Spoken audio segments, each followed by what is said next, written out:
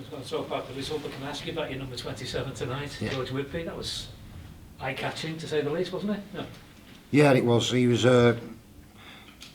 No, I'm not surprised. That's the first thing I've got to say. Is he debuted last year at home against Hull KR in a team that was low on confidence and depleted, and it was a real tough assignment for him on that night. In the pre-season, he's just worked so hard, and he's as meticulous as a player as you'll find. Very similar to Jonny Lomax in that respect, that prepares himself really well.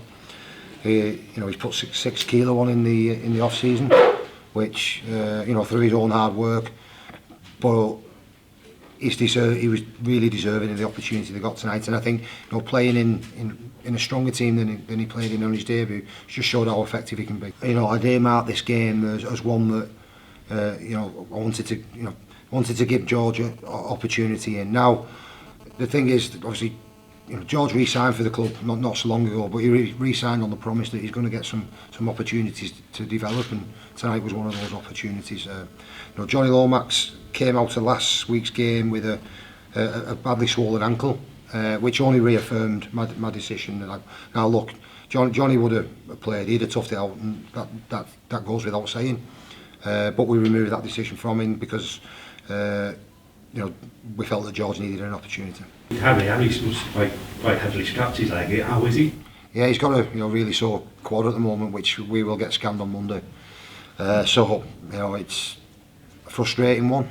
We're obviously fingers crossed for good news now, but we won't know any more until Monday afternoon, Monday evening. However, what I would say is that he's a tough kid, and for him to come and leave the field, I would expect there to be something there. Tristan and I had a pretty honest conversation in the week that he's getting the opportunity to play in his preferred position.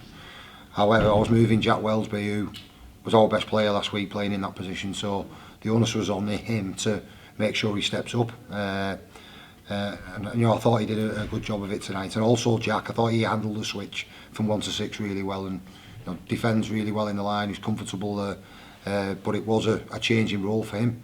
That came about by circumstances out of his control. So the way he handled it was first class.